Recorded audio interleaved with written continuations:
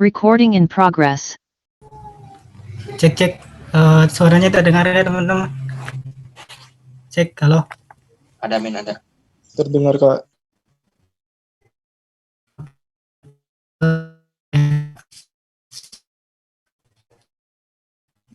Bismillahirrahmanirrahim. Assalamualaikum warahmatullahi wabarakatuh.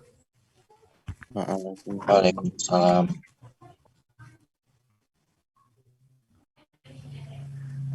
Alhamdulillahirrahmanirrahim. Wassalatu wassalamu ala asrofil anbiya wal mursalin wa ala alihi wa sahbihi ajma'in amma ba'du. Yang terhormat Reno Muhammad Fadila selaku Ketua Umum Robotika UIN Sunan Gunung Jati Bandung periode 2020-2021. Yang terhormat seluruh panitia pengembangan dan pelatihan rutin kerobotikaan Robotika UIN Sunan Gunung Jati Bandung.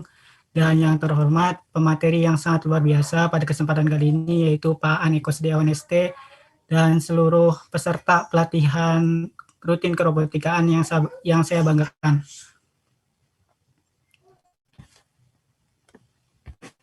Oke, baiklah, sebelum kita mulai agenda pada hari ini, alangkah baiknya kita bersama-sama membaca basmalah terlebih dahulu.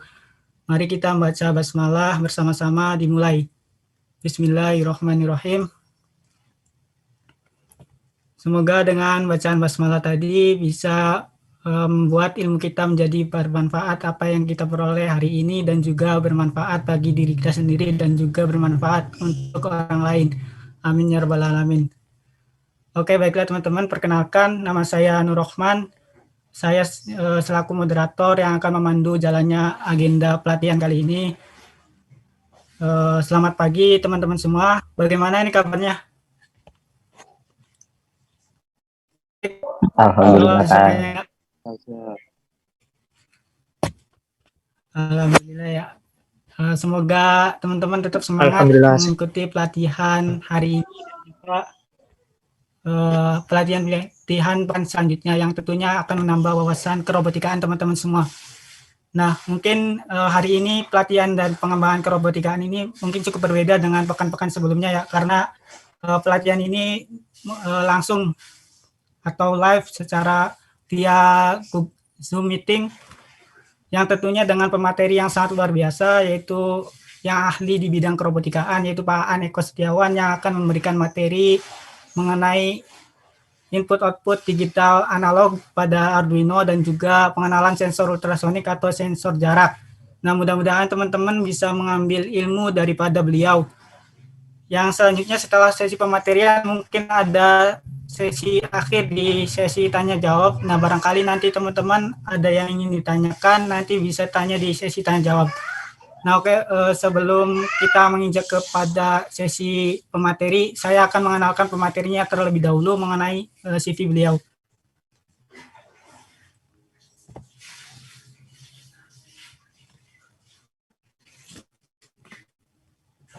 Nah, sudah terlihat ya teman-teman CV dari Pak An ini. Nah, nama beliau adalah Aan Eko Setiawan dari lulusan Teknik Elektro Sarjana S1 UIN Sunan Gunung Jati Bandung. Tempat lahir Wonogiri, Jawa Tengah. Tanggal lahir 8 Juni 1993. Alamat Komplek Mekarsari Endah, Blok P3 nomor 22 RT 02 RW 24 Bandung. Agama Islam, status single, dan untuk kontaknya boleh scroll ke bawah dulu.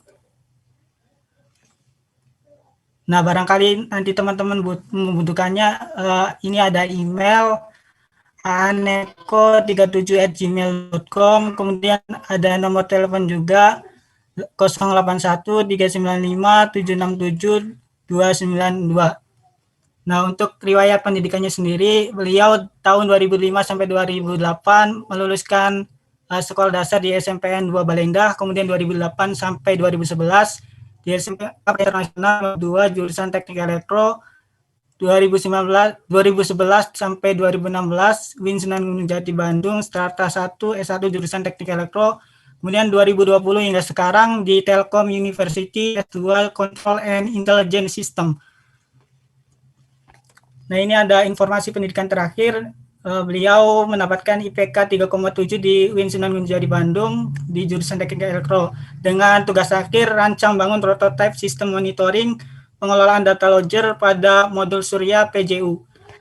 Kemudian ada pengalaman kerja dari beliau tahun 2017 hingga 2018, manajer bidang upgrading dan riset Robo Club, dan juga dosen lab Teknik Elektro LB Teknik Elektro Bandung. Kemudian 2019 sampai hingga sekarang, tim robotik Yayasan Al-Maksum Bandung, manajer Mikro Elektra. Kemudian scroll ke bawah, Kang. Oh, udah nggak ada ya. Nah, mungkin itu riwayat kurikulum vitae dari beliau. Di sini udah ada Pak An belum ya? Cek Pak An. Ya, ada. Udah ada ya? Gimana kabarnya, Pak? Alhamdulillah, baik. Gimana teman-teman semua kabarnya hari ini? Alhamdulillah. Ya, mungkin hari ini kita bikin bareng-bareng ya. Udah lama saya juga masih belajar. Jadi kalau misalnya nanti dari teman-teman semua ada yang mau ditanyakan atau gimana, mungkin di sesi akhir ya untuk tanya jawab. Ya, Kang betul, Nur Pak. Rahman. Ya, betul. Ya mungkin nanti disimpan dulu, tapi kalau misal udah gregetan nggak kuat pengen nanya, bisa raise hand atau interupsi untuk pertanyaan. Saya terima. Kalau nanti mungkin kalau semisal ada yang harus dikoreksi dari materi yang saya buat, bangga teman-teman kalau semisal mau bertanya boleh, atau ada yang mau, Kang saya mau menambahkan juga boleh. Ini saya izin share screen ya. Oke, sebelumnya langsung aja ya Pak An ya, karena Pak An udah ada, langsung saja saya serahkan waktunya untuk memberikan materi. Waktu dan tempat saya persilakan.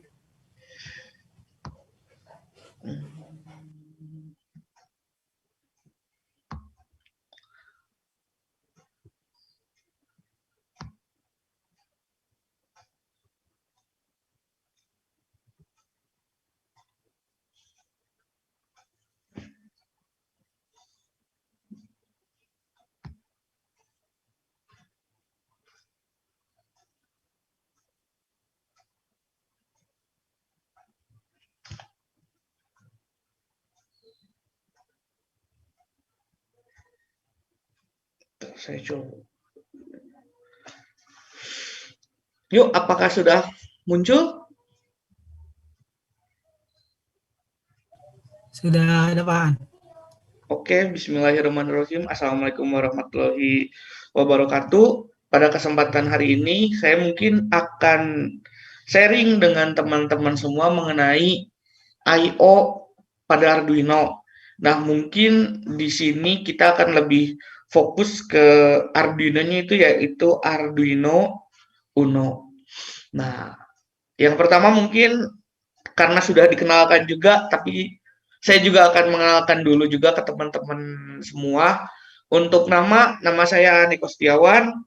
Untuk kontak saya ada WA, itu juga bisa teman-teman SMS kalau nggak punya WA. Mungkin ada teman-teman yang masih zaman batu, jadi bisa SMS juga di 081 395 767292, atau juga bisa email ke aaneko37@gmail.com. Maaf, itu tipe.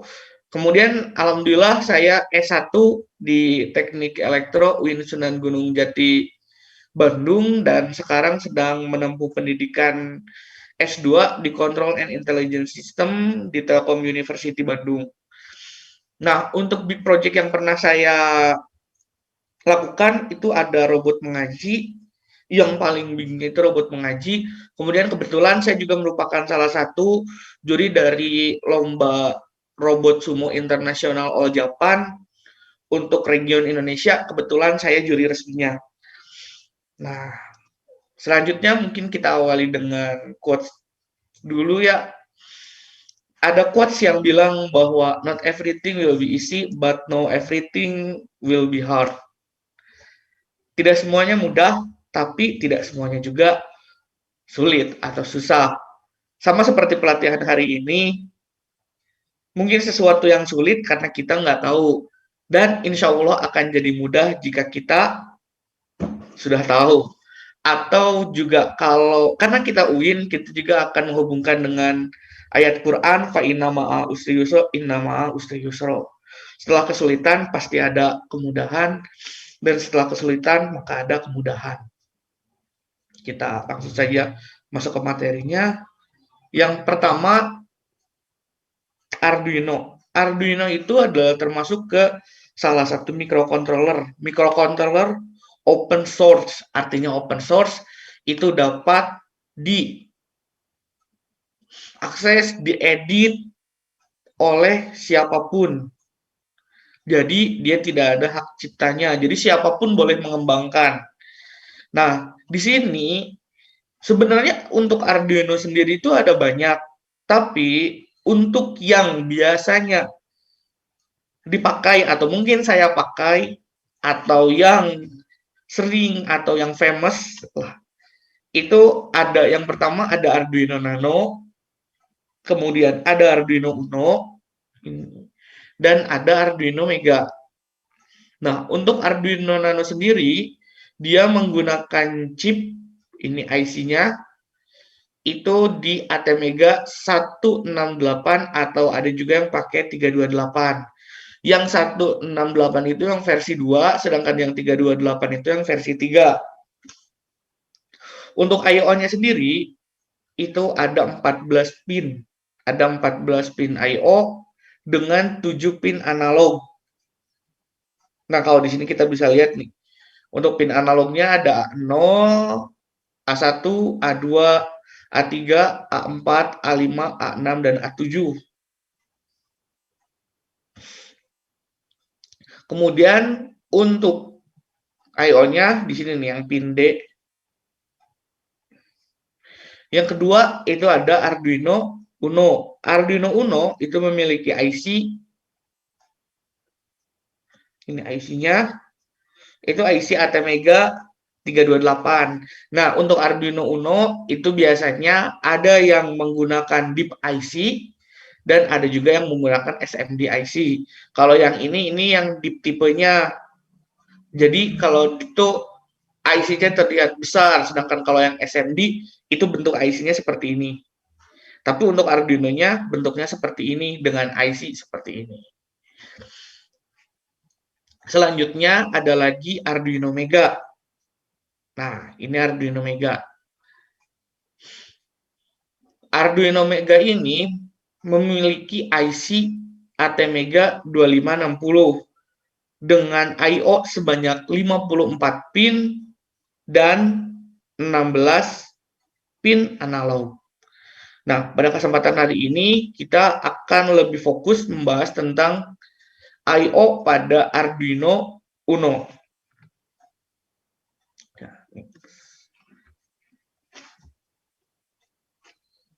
Nah, di sini kita bisa lihat untuk si peta IC-nya. Yang pertama, yang ini untuk menghubungkan antara kabel USB dengan Arduino. Jadi USB-nya masuk ke PC atau laptop kalian, dan yang plug yang satunya itu masuk ke Arduino-nya. Kemudian yang ini, jika teman-teman sudah melakukan pemrograman, kemudian saya mau mencoba untuk saya mau coba alat ini atau ingin memberikan suplai tegangan. Nah, suplai tegangannya itu ada di sini. Jadi kalau teman-teman semua masih Arduino yang masih tersambung ke PC, itu Arduino akan hidup karena dari PC sendiri itu mengeluarkan atau memberikan power. Namun jika sudah diputuskan atau tidak dikoneksikan dengan komputer atau PC, di sini Arduino tidak memiliki tegangan atau tidak memiliki daya sehingga Arduino akan off. Nah, bagaimana caranya agar Arduino tetap off tapi tanpa tersambung ke PC? Nah, teman-teman bisa menggunakan bagian ini untuk memberikan suplai tegangan. Nah, kemudian di sini ada lagi yang namanya reset button. Reset button itu digunakan ketika terjadi hang saat alat sudah berjalan, kemudian ada hang, teman-teman bisa pencet untuk reset button. Jadi tidak perlu dilakukan flash ulang, kecuali memang terjadi error yang parah maka perlu dilakukan flash ulang. Selanjutnya ini ada lagi namanya kristal. Kristal yang digunakan pada kristal osilator yang digunakan pada Arduino Uno ini besarnya itu sebesar 16.000 MHz. Selanjutnya ini ada pin tegangan. Di sini ada beberapa pin. Yang pertama ada input voltage Vin. Nah, kalau teman-teman mau masukin tegangan yang nggak dari sini, bisa. Teman-teman bisa masuk lewat input voltage untuk menghidupkan Arduino ini. Misal teman-teman punya tegangan 5 volt. Nah, 5 voltnya dimasukkan ke input voltage untuk menjalankan Arduino ini. Kemudian di sini ada 2 pin ground. Di sini ada 2 pin ground, kemudian ada juga output 5 volt. Nah, untuk output ini yang biasanya digunakan untuk supply ke, misal supply ke sensor atau supply ke output. Nah, ini menggunakan yang ini. Kemudian ada juga output 3,3 volt untuk biasanya untuk komunikasi-komunikasi yang membutuhkan tegangan supply 3,3 volt, dan kemudian di sini juga ada pin reset.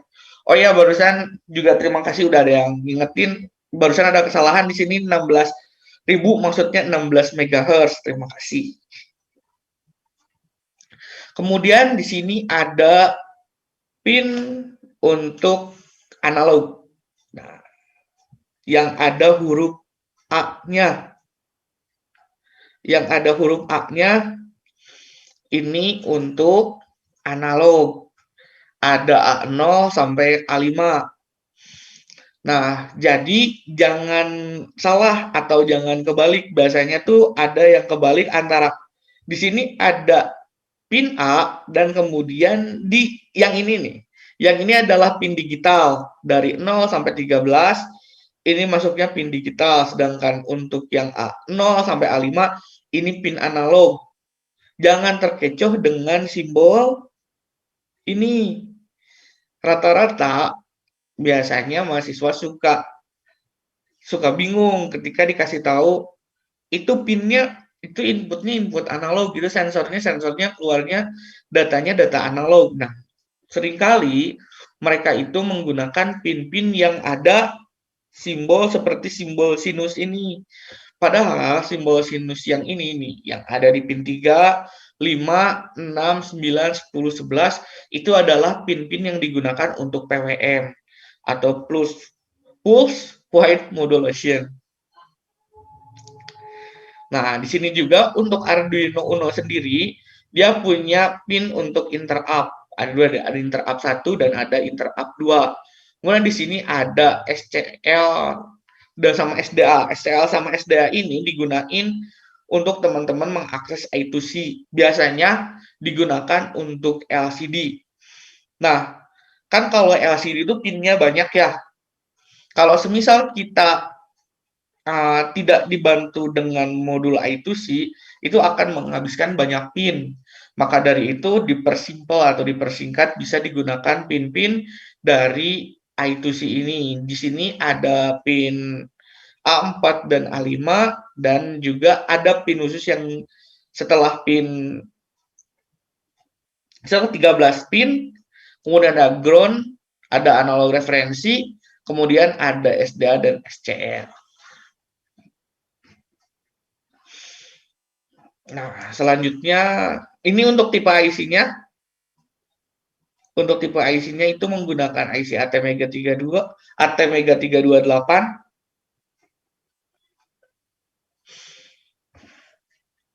Ya, saya lanjut.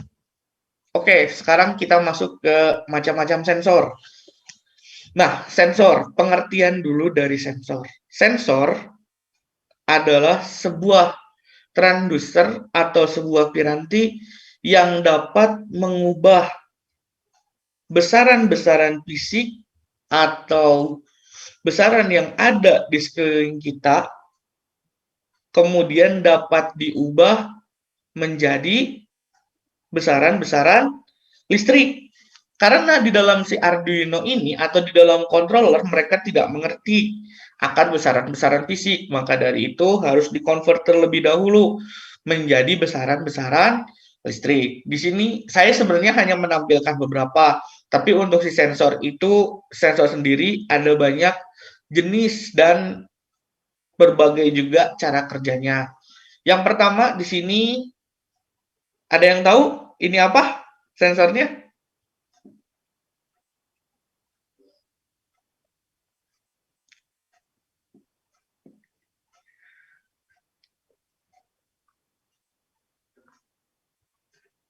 Nah, yang paling sebelah kiri itu namanya sensor LDR. Nah, si sensor LDR ini dia merupakan sebuah sensor cahaya atau LDR singkatan dari Light Dependent Resistor, di mana sensor yang ini, yang paling kiri ini, dia bekerja dengan adanya cahaya. Ketika dia ada cahaya, resistansinya akan semakin menurun. Semakin turun sehingga resistansinya tidak terhingga. Nah, sedangkan yang kedua, yang di tengah, ini yang kayak mata. Ini adalah sensor ultrasonik. Nah, si sensor ultrasonik ini, dia berfungsi untuk mendeteksi halang rintang. Nah, si sensor ultrasonik ini banyak juga pemanfaatannya. Salah satunya sebagai pengukur jarak, kemudian pendeteksi penghalang, terus karena tadi pendeteksi penghalang bisa diimplementasikan untuk pintu otomatis, kemudian untuk biasanya kalau di mall-mall tuh sekarang karena zamannya COVID dimanfaatkan juga untuk hand sanitizer otomatis, jadi tanpa memencet hanya mengulurkan tangan seperti ini aja, dia hand sanitizer-nya udah keluar. Kemudian kalau seperti di McD atau di KFC itu di tempat-tempat makan, biasanya juga dia untuk keran otomatis. Jadi pemanfaatan si sensor ultrasonik ini banyak. Nah, untuk pemanfaatannya sendiri, untuk cara kerjanya sendiri, sensor ini itu dengan cara memantulkan gelombang atau frekuensi gelombang ultrasonik. Jadi cara kerjanya dia seperti hewan yang namanya kelelawar. Nah, di sini, Pak, kenapa sih kok dia bentuknya seperti mata? Apakah karena dia bisa mendeteksi halang rintang atau memang karena fungsinya seperti mata, jadi bentuknya seperti mata?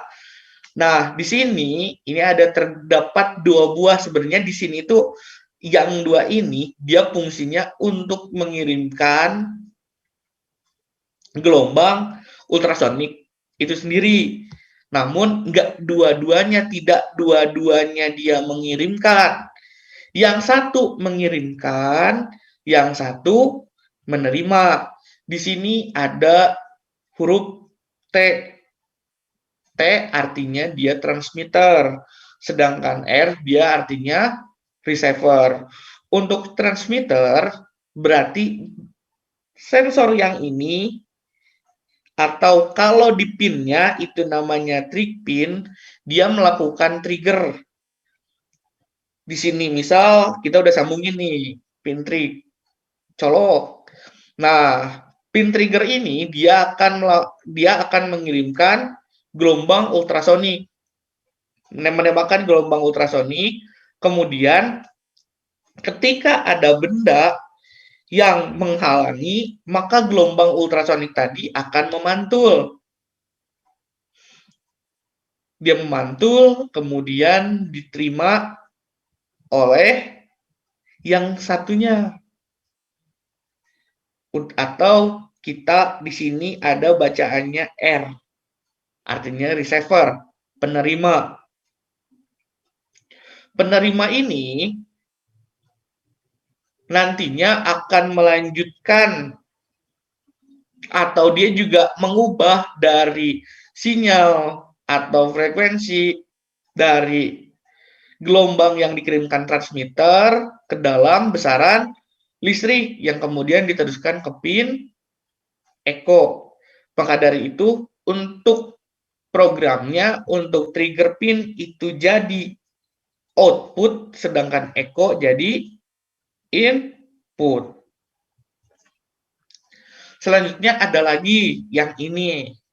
Sensor ini biasanya bukan biasanya sih, untuk tahun-tahun ini kayaknya memang lagi hit sekali untuk sensor DHT ini. Karena sensor DHT ini dia berfungsi untuk apa? Ada yang tahu sensor DHT? Suhu dan kelembapan. Suhu dan kelembapan, Kang. Ya, jadi si sensor DHT ini dia berfungsi untuk mengukur suhu dan kelembaban. Kelembaban apa? Kelembaban udara. Nah, kenapa lagi hits? Karena sekarang lagi zaman-zamannya disebut ada petani milenial, di mana pertanian dilakukan atau mengimplementasikan teknologi di dalamnya, atau sekarang lagi ramainya namanya IoT atau Internet of Things, di mana semuanya itu terkoneksi dengan internet, mulai dari suhu udaranya, kelembaban udaranya, sistem penyiramannya, itu semuanya sudah terhubung dengan internet, jadi tidak dilakukan secara manual lagi. Nah, ini sensornya untuk sensor DHT 22. Selanjutnya, yang keempat, ini ada lagi namanya sensor LM35. Sensor LM35 ini fungsinya untuk mengukur suhu. Jadi, suhu ruangan, suhu sebuah permukaan itu dapat diukur menggunakan sensor LM35. Nah, untuk teman-teman semua jangan sampai salah. Karena bentuknya sensor LM35 ini menyerupai transistor, jangan sampai teman-teman semua berpikir bahwa oh, ini bentuknya seperti LM35.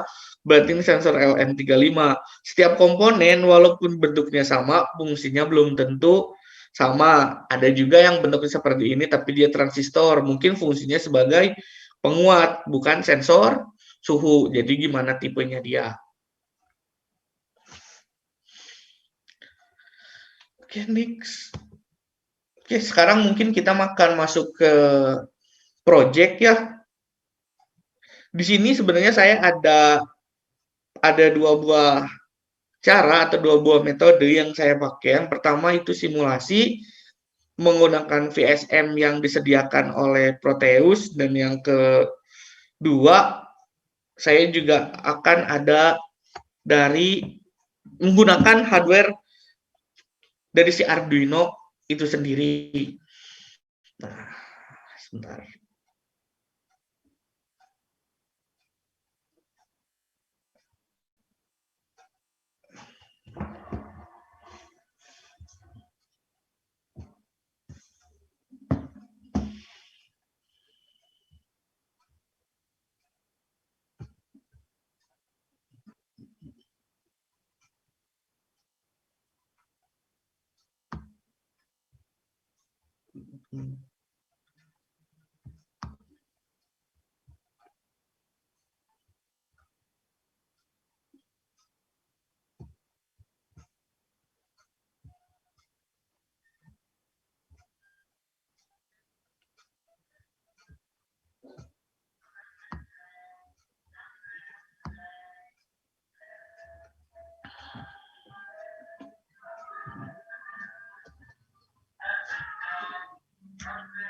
Oke, apakah sudah muncul untuk coding Arduino-nya? Sudah, Kang. Oke, saya akan jelaskan sedikit dulu. Mungkin saya akan mengenalkan dulu ya di sini. Nah, yang pertama di sini ada yang namanya void. Kalau di Arduino itu yang paling khas itu yang pertama ada void setup, yang kedua ada void loop. Di mana void setup itu dilakukan untuk melakukan inisialisasi. Untuk program yang tidak berulang, teman-teman semua bisa di program di bagian void setup. Di void setup ini juga teman-teman melakukan setting apakah pin tersebut akan dijadikan output atau akan dijadikan input untuk pinnya. Jika tidak, misal di sini kita jadikan komentar. Nah, si pin 13 tadi itu dia tetap bisa nyala, tapi supply tegangannya itu nggak ada. Jadi nyalanya nanti bakal redup. Mungkin teman-teman semua nanti bisa coba juga. Nah, yang pertama ini di sini ada pin mode kurung buka 13, output. Yang artinya bahwa kita akan menggunakan pin 13 sebagai output. Kemudian di sini kita akan membuat di mana pin 13 tadi menyala selama 1 detik, di mana digital write. Berarti kita akan memberikan sinyal digital pada pin 13, high. High itu berarti logiknya 1. Dia berarti artinya si lampu ini kita, karena saya di sini pakainya lampu ya, makanya saya bilangnya lampu. Di sini berarti pin 13-nya tadi dia bakal nyala on. Dia on selama delay, berarti selamanya waktunya dia nyala adalah 1 detik. Setelah 1 detik, sistem bakal nanya lagi. Setelah pin 13 nyala 1 detik, dia mau apa selanjutnya? Digital write 13, low. Setelah nyala 1 detik, pin 13 akan low. Matinya berapa lama? 1 detik juga di sini karena delay kurung buka 1000. Nah, waktu yang digunakan untuk delay ini dalam milisekon. Jadi kalau semisal di sini ada 1000 bukan 1000 detik tapi 1000 milidetik atau sama dengan 1 detik. Nah, saya akan perlihatkan dulu pada VSM-nya yang di Proteus.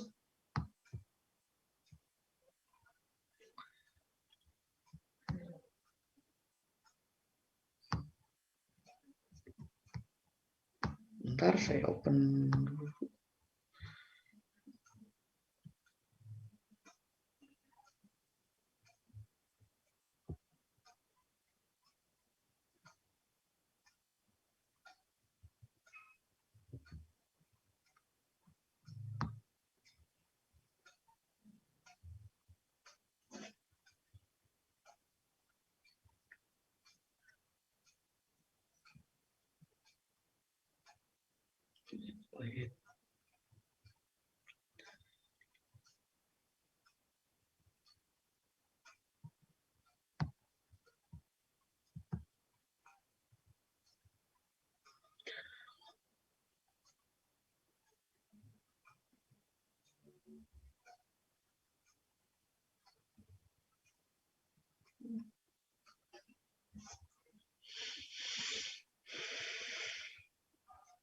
Bentar ya, masih loading.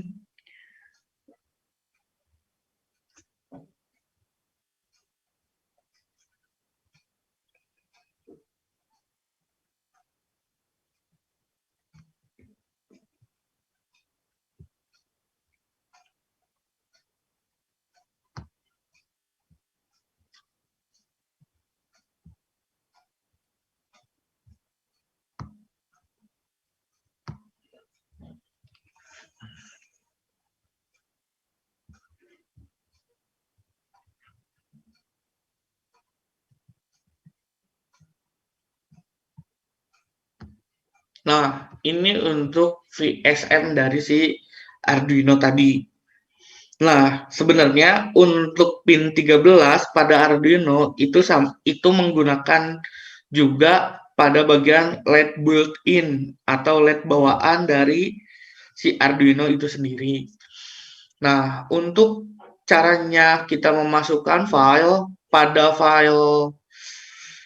program Proteus ini, dia menggunakan filenya bukan file.ino, tapi file yang digunakan adalah file .hex-nya.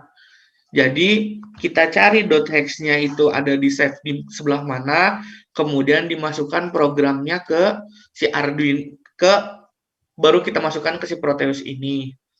Nah, untuk membuka VSM sendiri, teman-teman bisa klik file, kemudian bisa open sample project. Nah, nanti teman-teman bisa buka yang Arduino-nya. Nah, kita ambil program yang tadi, kita ambil.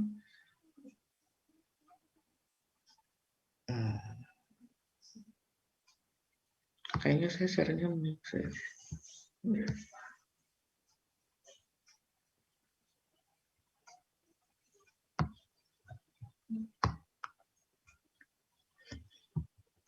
Nah, misalnya yang ini ya, kita pakai yang ini aja, yang LED built-in.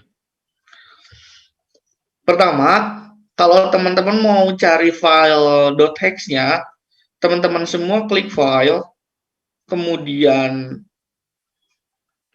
klik preference. Di bagian preference ini, nanti ada yang show verbose-nya itu yang compilation-nya, ini di checklist. Jadi nanti untuk save-an-nya itu bakal kelihatan ada di sebelah mana aja. Kita akan coba. Kita verify dulu.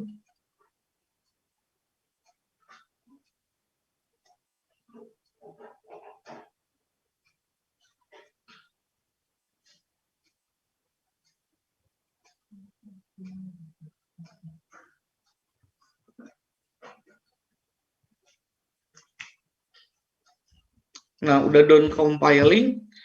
Selanjutnya kita cari yang file .hex-nya. Nah, yang ini ya. Kemudian kita copy, Ctrl C.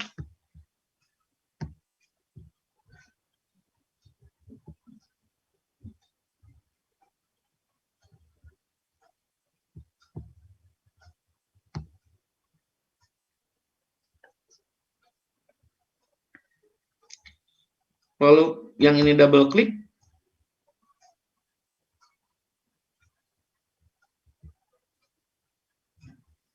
Nah, yang bagian program file ini kita masukkan coding yang sudah kita buat tadi.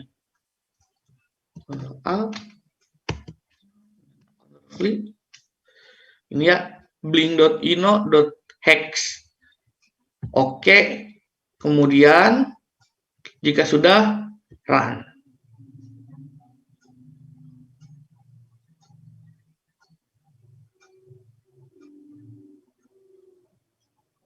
Nah, lampu akan menyala selama 1 detik, kemudian mati, kemudian nyala lagi, dan mati lagi.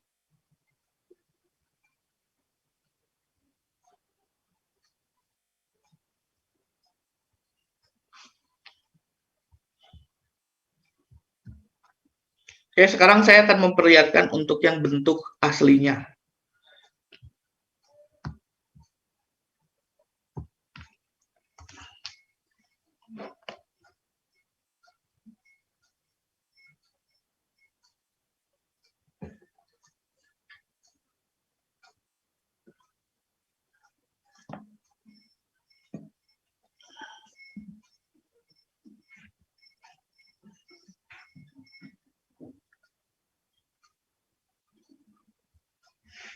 Teman-teman bisa lihat ya yang bagian camp project.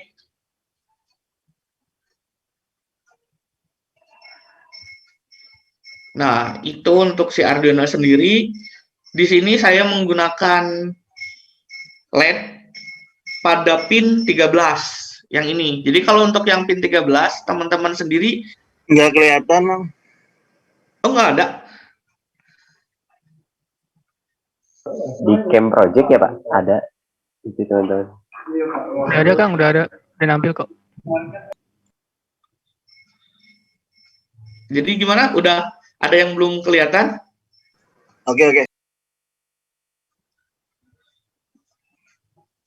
Nah, mungkin biar jelas ini ya, ini LED-nya. Jadi kalau misal mau pakai pin 13, itu bisa langsung dicolok aja. Bisa langsung dihubungkan untuk kaki positifnya. Karena kita di sini menggunakan program pull up atau memberikan digit 1 untuk agar dia nyala, maka positifnya itu masuk ke pin, dan untuk ground-nya dia masuk ke GND. Pin 13 kebetulan bersebelahan dengan pin ground.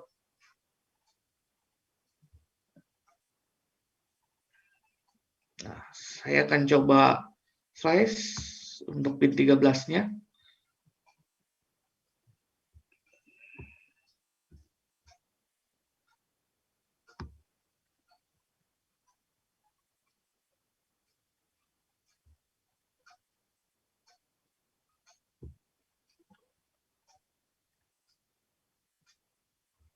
Nah, di sini akan nyala selama 1 detik dan kemudian mati selama 1 detik.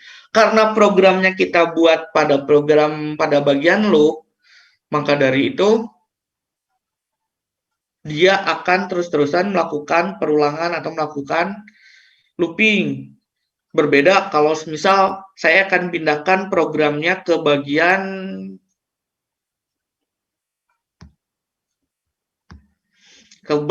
yang setup. Jadi yang loopnya akan saya kosongin.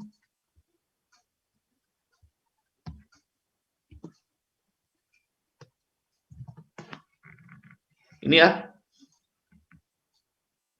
Jadi yang tadinya ada di bagian loop, sekarang kita pindahkan ke bagian yang setup. Apa yang akan terjadi?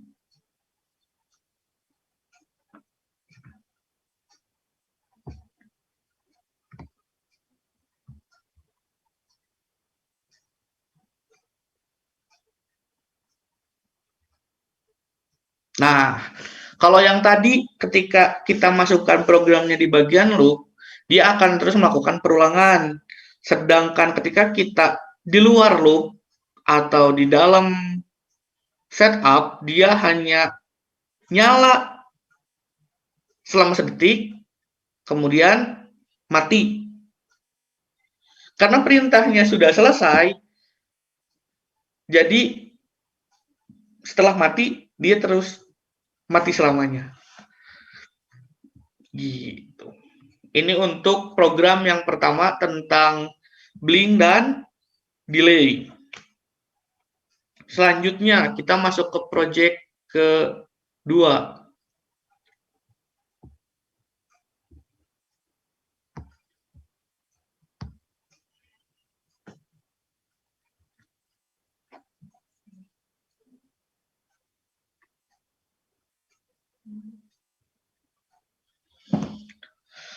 Setelah blink,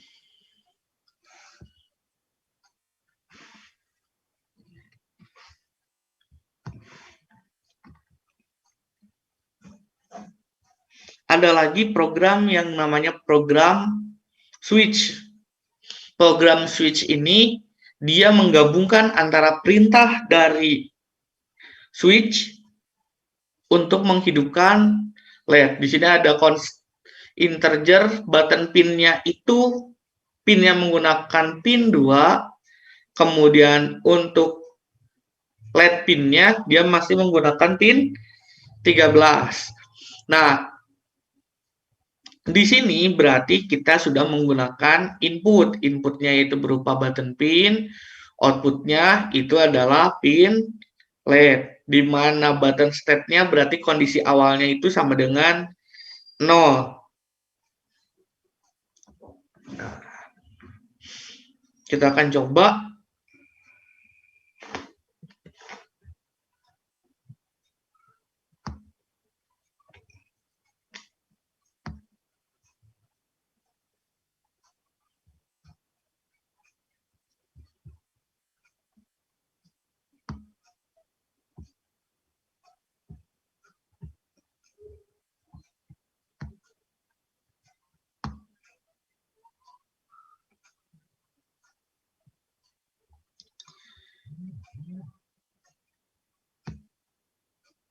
Oke.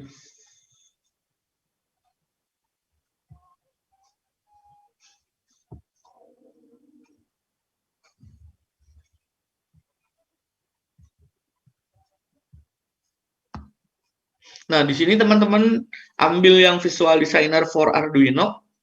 Teman-teman bisa ngelakuin beberapa percobaan di Proteus ini.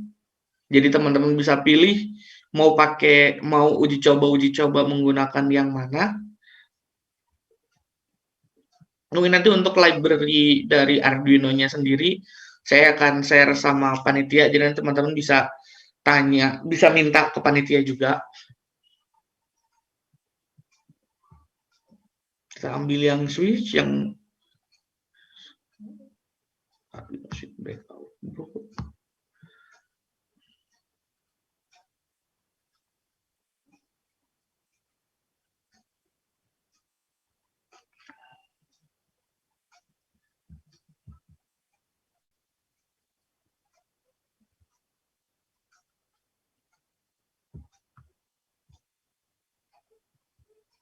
sekitaran.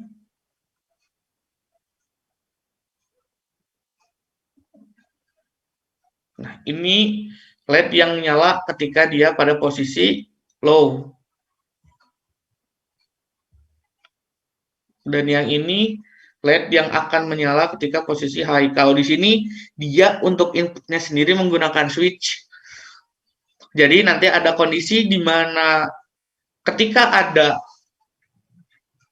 pulsa atau perintah high, maka pin untuk pin 9 akan high. Di sini diperlihatkan untuk LED green-nya dia on. Kemudian jika logikanya itu diberikan logika low, maka LED merah yang akan nyala untuk outputnya sendiri yang menggunakan pin 8. Nah, untuk mengisi waktu, saya akan masuk ke VSM selanjutnya.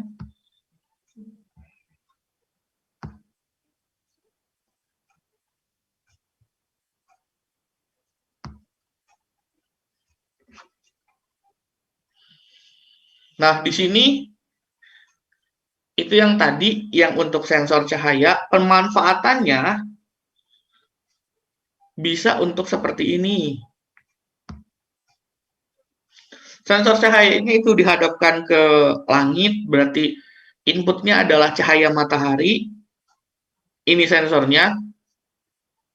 Kalau di sini ini sebenarnya simbol dari foto transistor, tapi teman-teman juga bisa, sebenarnya sensor cahaya itu ada beberapa yang mungkin dikenal. Itu yang pertama ada LDR, kemudian ada foto transistor, kemudian ada fotodioda, dan ada banyak lagi yang lain.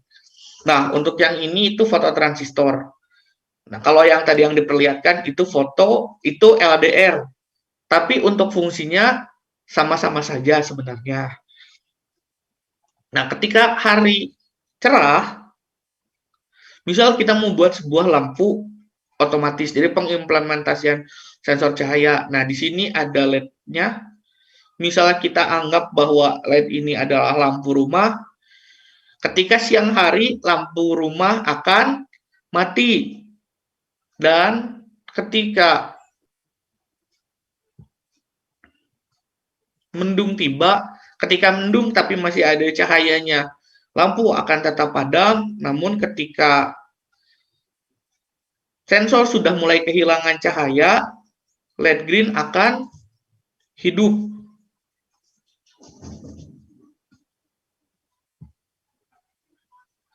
Ya, jadi kapan LED akan menyala? Yaitu ketika cahaya sudah mulai minim sampai ke malam hari. Pokoknya ketika cahayanya dia sudah mulai berkurang atau cahayanya atau sensor tidak terkena cahaya, maka LED akan hidup.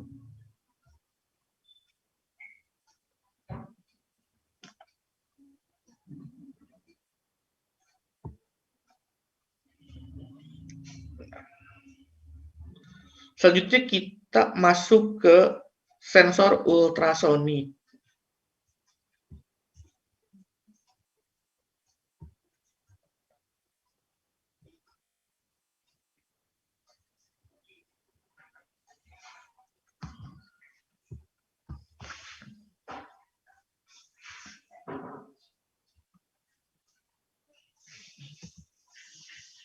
Nah, yang pertama itu pemanfaatan sensor ultrasonik yaitu sebagai ruler atau penggaris. Seperti bahasanya, di sensor ultrasonik ini dapat mengukur jarak dengan cara menghitung waktu tembak dari bagian T, kemudian terkena dari transmitter, kemudian ke media pantul, kemudian kembali lagi diterima sama R. Nah, waktu pantul itu dapat dikonversikan menjadi jarak. Sekarang kita akan coba, ini untuk programnya, kita akan coba.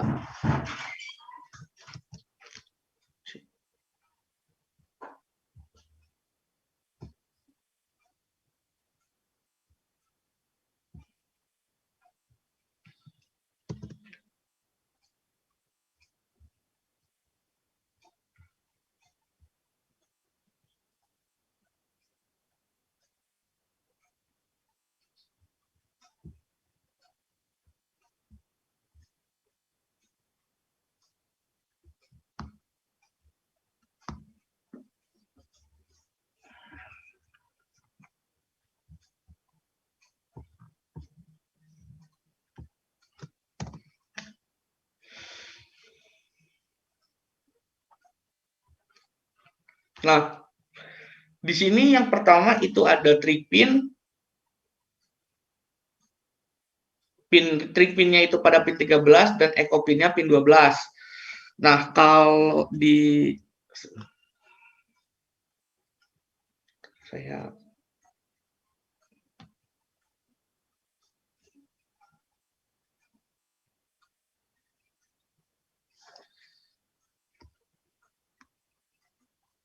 Nah, pada project board yang saya pakai untuk trig pinnya,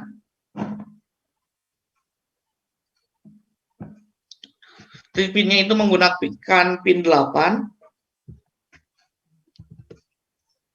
sedangkan untuk echo pinnya menggunakan pin 9. Kemudian di sini menggunakan long untuk echo time-nya. Display-nya itu float. Next, pin mode-nya trig pin sebagai output, karena tadi ya sudah saya jelaskan, dia sebagai trigger.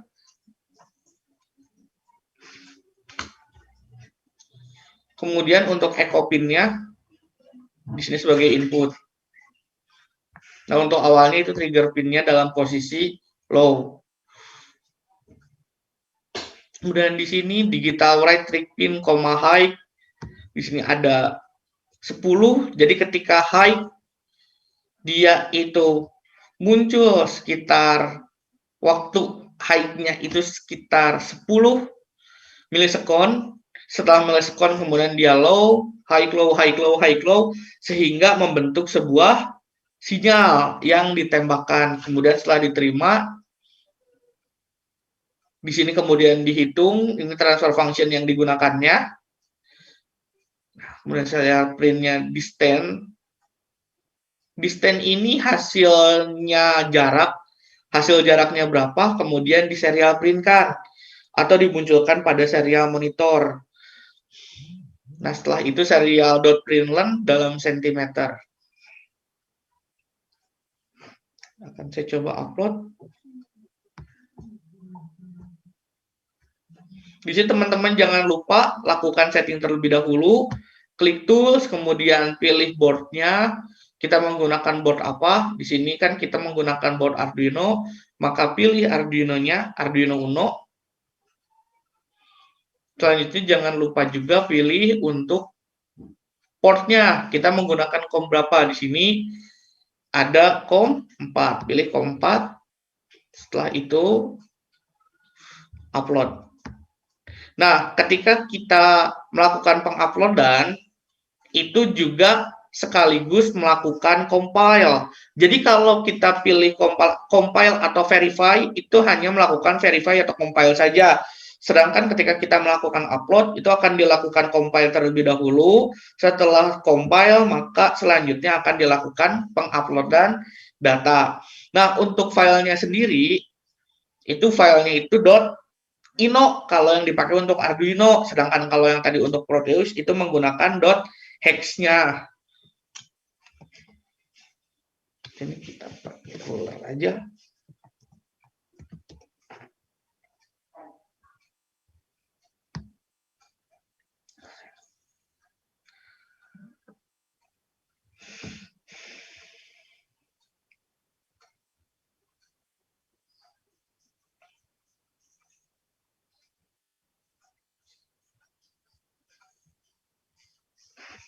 Oke, dan compiling.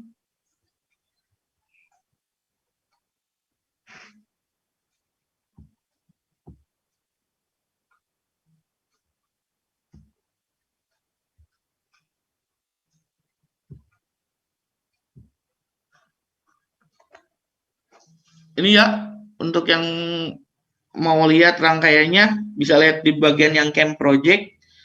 Nah, ini untuk sensor ultrasoniknya, kemudian itu melakukan wiring. Jadi dari trigger pin-nya ke pin 8, sedangkan echo pin-nya ke pin 7. Selanjutnya, untuk VCC-nya diberikan tegangan sebanyak atau sebesar 5 volt, dan GND-nya ke GND juga.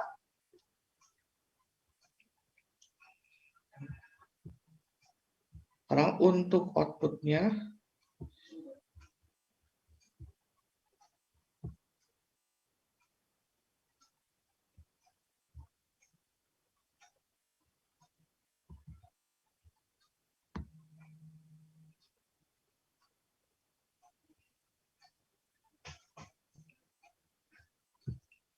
bentar ya, saya tampilkan.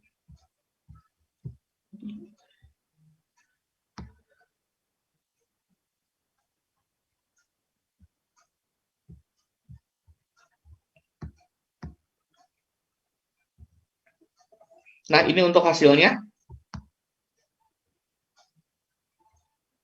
Dia dari tempat saya menyimpan sensor sampai ke ujung itu sekitar 145 cm.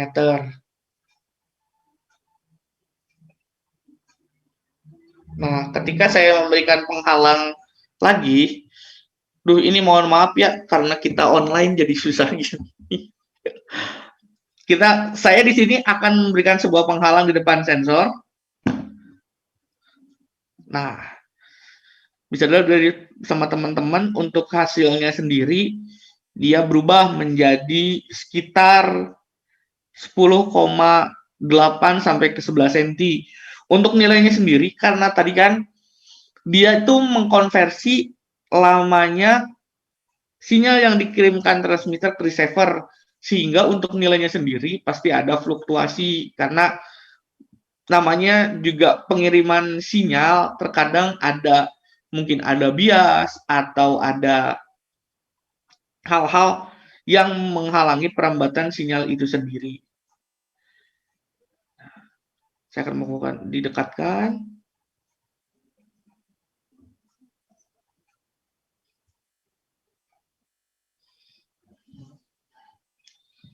Jadi ketika kita geser-geser, kita sekarang sudah seperti membuat sebuah penggaris dengan menggunakan sensor ultrasonik.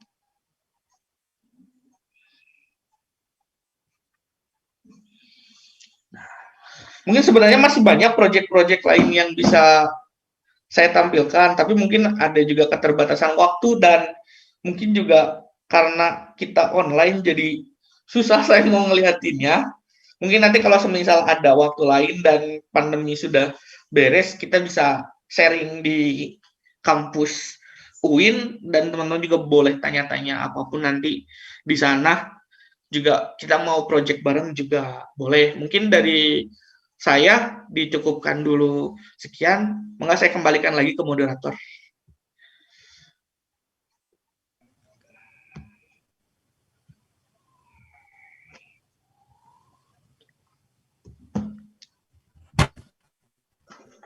Terima kasih Pak An yang telah memberikan materinya. Karena sesi pemateri sudah habis, mangga bagi teman-teman yang ingin bertanya, saya persilakan baik lewat kolom chat maupun secara langsung. Mangga ya, langsung saja.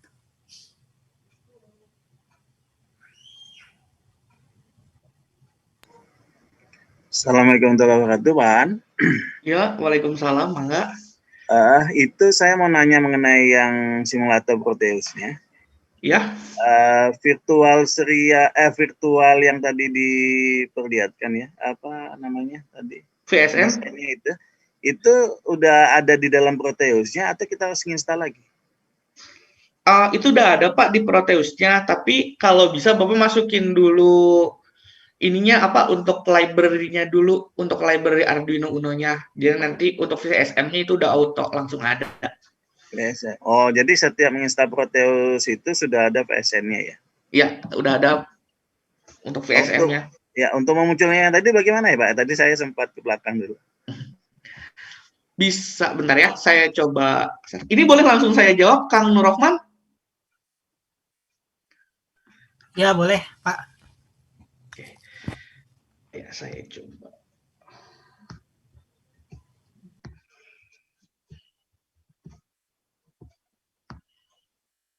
Nanti Pak Bapak bisa udah muncul? Udah muncul. Kang, Oke, klik file. Kemudian di sini ada open sample project.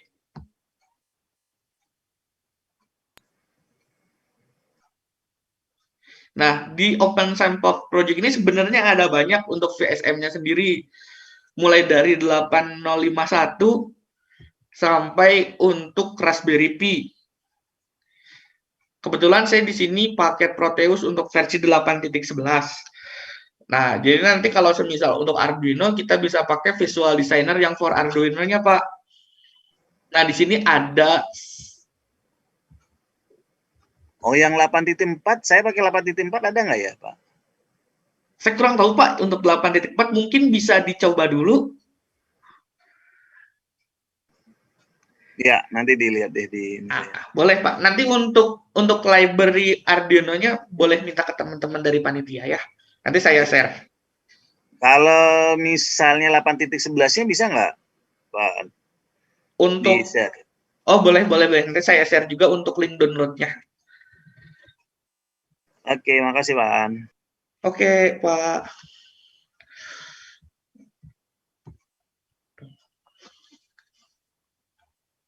Oke, ada lagi mungkin? Masih bisa, Kang Nurrohman? Masih Kang, masih. Oke. Tanya mangga. Boleh lewat kolom. Ya, semisal yang malu-malu mungkin bisa langsung japrik saya, atau mungkin ada yang mau ditanyakan di luar dari materi, atau ada yang, Kang saya pernah nyoba apa gitu, atau Kang saya mau buat sebuah project lebih baik menggunakan sensor apa juga. Mangga, selama saya bisa menjawab, insya Allah akan saya jawab. Tapi kalau mungkin saya juga ada keterbatasan tertentu, jika saya nanti masih bingung, mungkin saya tampung dulu, dan bisa saya jawab nanti pas di japri.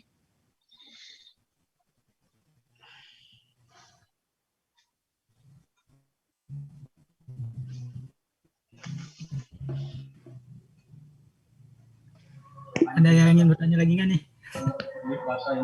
Saya Pak mau izin bertanya Pak. Mangga. Ya, Kan di pin Arduino itu kan ada PWM ya Pak. Ya. Mungkin bisa dijelasin sedikit Pak tentang PWM itu apa aja gitu Pak kegunaannya Pak. Nah, sebenarnya untuk pin PWM itu tadi ya ada di, kalau kita menggunakan untuk si Arduino itu sendiri ada cirinya itu yang seperti ada gambar alis.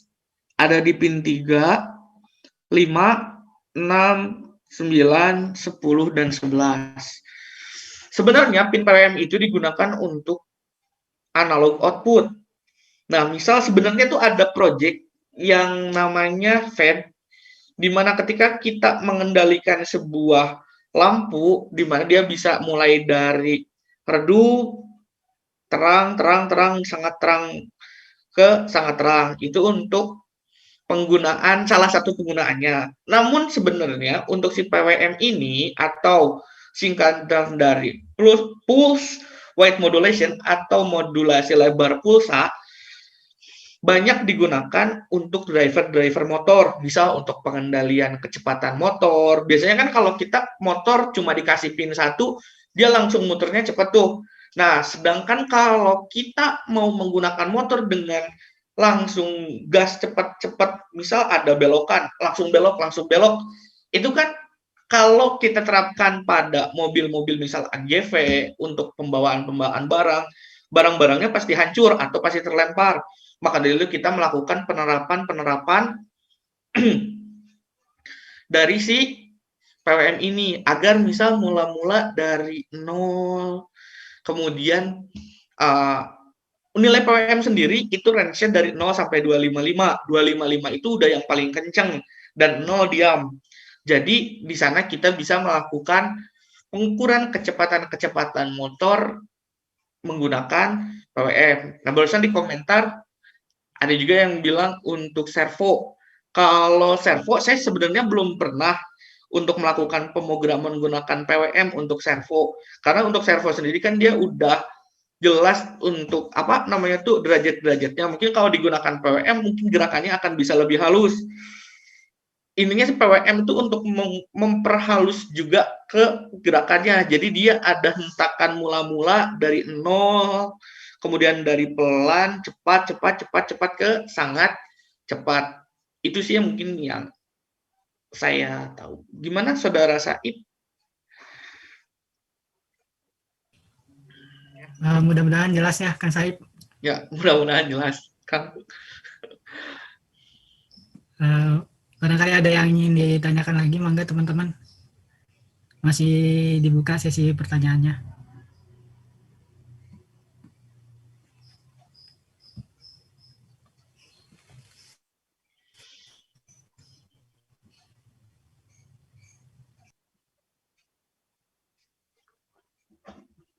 Saya boleh bertanya lagi, Pak? Mangga, Pak. Cuma ini agak sedikit berbeda agak ini. Di ultrasonic itu kan tadi Pak Aan bilang dia ada 2 pin ya, 2 pin untuk ke Arduino ya? Iya, ada 2 pin ke Arduino, ada trig pin sama ada echo pin. Iya, trig sama echo ya. Iya. Nah, misal nih saya pakai ada 3 ultrasonic nih misalnya ya. Nah, trig pin itu boleh nggak saya gabung jadi satu? Gimana Pak? Gimana? Untuk yang jadi sih sebenarnya gini Pak, untuk si ultrasonic sendiri jenisnya ada 2. Ada yang 4 pin. 4 pin itu dia 1 ground, 1 VCC, 1 trig pin dan 1 echo pin. Ya. Kemudian ada yang 3 pin. Oh, 3 pin yang mana ya? Iya, ada yang 3 pin. Itu yang seri dari keluaran SE05 itu 4 pin setahu saya. Ada Pak, ada yang 3 pin. Saya lupa untuk serinya sendiri, tapi ada yang 3 pin. Ya, berarti pin yang ketiganya apa itu? Yang ketiga, yang pin, jadi kalau yang 3 pin, itu yang 1 itu pin PCC, 1 GND, dan kemudian yang 1 lagi untuk trig pin dan echo pinnya dia jadi 1 pin. Oh, oke oke. Sekarang yang pakai 4 pin aja. Itu kan triggernya kalau saya satukan dengan 3 ultrasonic, itu boleh atau tidak ya? Trigger. Jadi gimana Pak? Gimana? Mungkin Kan bisa diulangi. triggernya kan yang membuat itu ya, apa istilahnya denyutnya ya. Ya, Nah, misalnya kalau pakai 3 ultrasonic,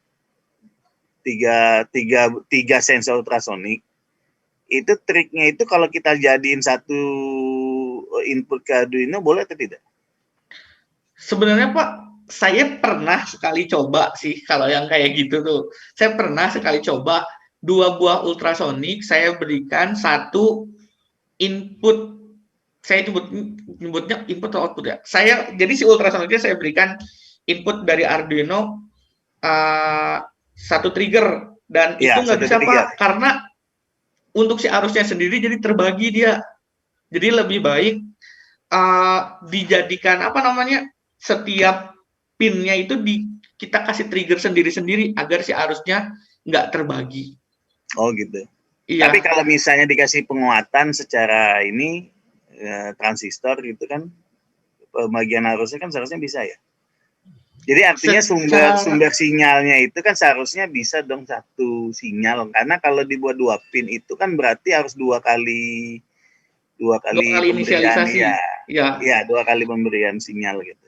ya. Jadi Pak An udah coba ya, itu kemungkinan di arusnya Kemungkinan pasti. harusnya nggak bisa Pak, dan kemudian untuk pembacaannya sendiri biasanya error. Nah, untuk konsep yang di robot itu berarti caranya kan masing-masing dong. Iya Pak, Bagaimana mengcompare-nya itu? mengcompare gimana? Gimana? Ya Jadi kan misal ada tiga. sensor di depan, di kiri, dan di kanan itu berarti di perintahnya itu bagaimana ya? Perintah. Oke, kalau gitu. Saya kebetulan Pak saya bersama mahasiswa saya lagi ngerjain untuk avoider obstacle menggunakan 3 buah sensor ultrasonik menggunakan Fuzzy Logic Control. Jadi seperti ini Pak.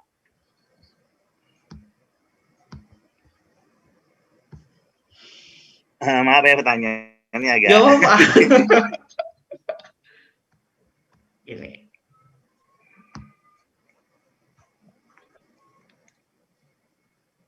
Sudah muncul? Sudah, sudah. Nah, jadi saya di sini melakukan inisialisasi per sensor yang di sini Ini pakai untuk, Mega ya? iya, di sini saya pakai Mega. Ya, terus? Nah, di sini ada 31, 30 untuk, di sini ada sensor 1, kemudian 37 dan 36 untuk sensor 2, dan 42 dan 43 untuk sensor 3. Jadi masing-masingnya saya gunakan inisialisasi masing-masing. Makanya di sini juga ada duration-nya juga masing-masing. Ya. Terus untuk penghitungannya juga dibuat masing-masing, karena kemarin kebetulan saya coba dijadikan satu, yang keluar hanya dari sensor 1 saja, sensor 2 dan sensor 3-nya dia nggak mau keluar. Iya, iya. Dan pemberian sinyal juga masing-masing. Iya, iya, benar, benar. Masing-masing. Gitu. Gimana Pak? Jadi nanti menggunakan logika ya? Iya. Iya, iya, menggunakan logika. Jadi kita menggunakan N atau N ya biasanya ya? Iya Pak, kalau itu untuk yang misal mau bikin avoider yang menggunakan biasa yang tanpa fuzzy. Kalau Iya, di sini saya kebetulan ini menggunakan kan fuzzy. ini fuzzy. Iya. Oke. Ya, terima kasih Pak. Ya, mangga Pak.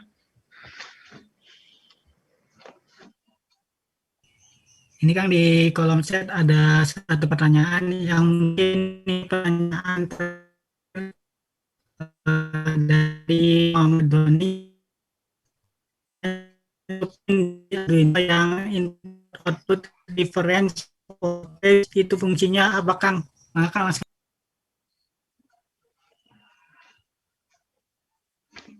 Oke, sebentar ya.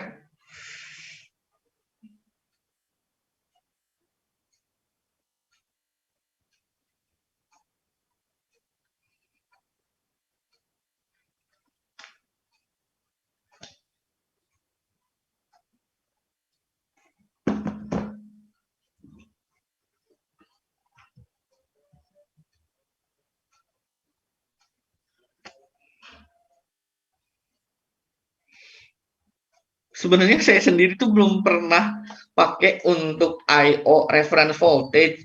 Jadi cuma pahamnya itu dia untuk tegangan referensi. Tapi sebentar saya coba dulu bantu jawab.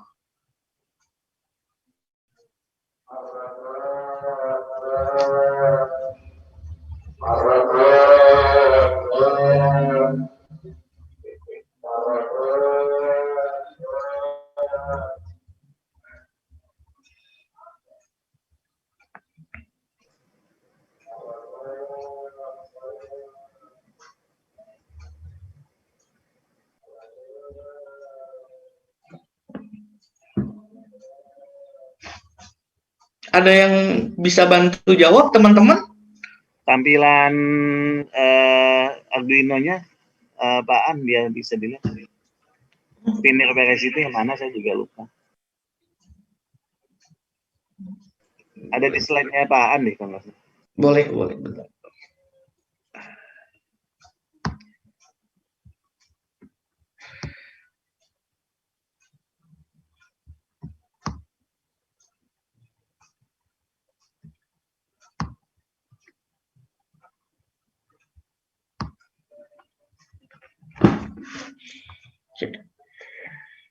Pin yang mana itu, Pak? Pin referensi itu ada di sini. Ada RF. Ini analog referensi. Kemudian yang ini juga ini I/O referensi.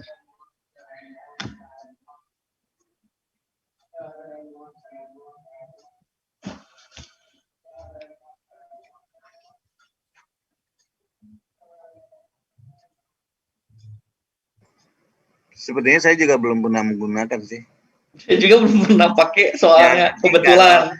Iya, tapi kalau dilihat dari ini, RF ini lebih mengarah ke referensi analog gitu. Jadi kalau di analog itu kan ada tegangan referensi untuk menentukan logic high low-nya. Sedangkan kalau I/O referensi itu ya lebih ke I/O-nya nanti. Jadi artinya bisa di setting ini.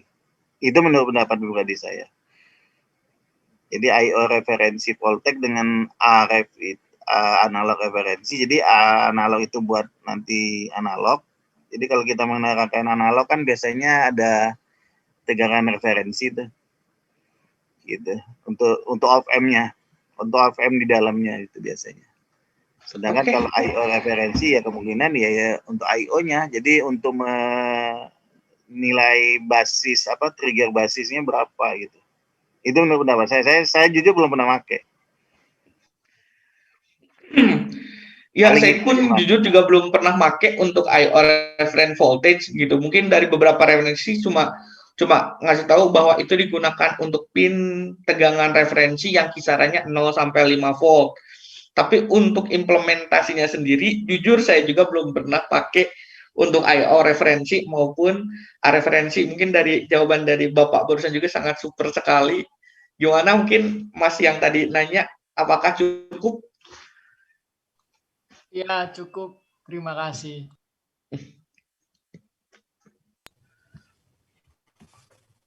Nah, mungkin itu ya teman-teman, saya jawab yang sudah selesai waktunya. Begitupun dengan pematerian dan sesi tanya jawab sudah selesai semua. Mungkin saya akhiri ya. Dan bagi teman-teman yang berada di sini, mohon mengisi presensinya terlebih dahulu yang ada di kolom chat. Nah, saya ucapkan terima kasih kepada Pak An. Terima kasih Pak yang sudah bersedia. Yuk, sama-sama, dan mohon maaf juga ke teman-teman mungkin belum bisa maksimal ya karena mau ngeliatin juga susah, sehingga kita mau praktekin dan tanya jawab secara langsung mungkin ada kurangnya di mana atau gimana. Mungkin dari saya pribadi pun mohon maaf sama teman-teman dan terima kasih juga sama panitia. Ya, terima kasih. Dari saya juga mohon maaf ya kalau moderator ada kesalahan selama memandu jalannya agenda pelatihan kali ini. Nah, mungkin sebelum kita mengakhiri, kita melakukan dokumentasi terlebih dahulu. Mangga untuk operator mendokumentasikan agenda kali ini. Ya, baik. Mungkin bisa nyalakan dulu kameranya, teman-teman.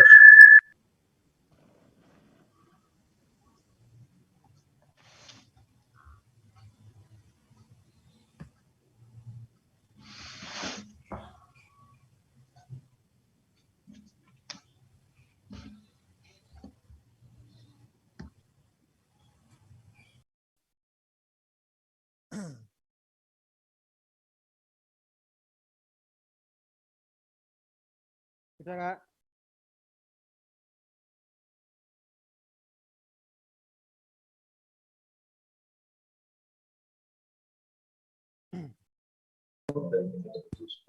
Ya, untuk slide pertama dulu ya. 1, 2, 3. Kemudian slide kedua. 1, 2, 3. Dan slide ketiga. 1,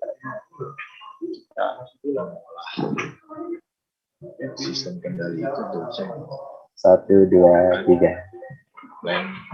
Ya, sudah. Dikembalikan lagi ke moderator.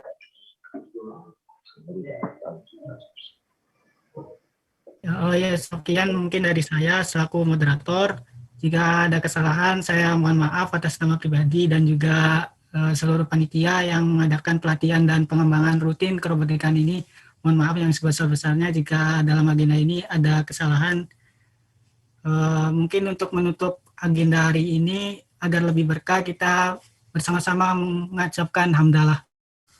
Alhamdulillahirrahmanirrahim. Alhamdulillah. Semoga dengan bacaan hamdalah tadi menambah keberkahan ilmu yang kita dapatkan hari ini. Amin ya rabbal alamin. Saya selaku moderator undur diri. Wassalamualaikum warahmatullahi wabarakatuh. Waalaikumsalam warahmatullahi wabarakatuh. Oke, terima kasih untuk semuanya. Panitia, terima kasih. Terima kasih Pak semuanya. Makasih Pak Luman. Oke, Pak. Pak Febri ya? Makasih ya Pak Lukman ilmunya. Makasih Pak An ilmunya. Oke. Oke, matur nuwun semuanya nggih. Yuk.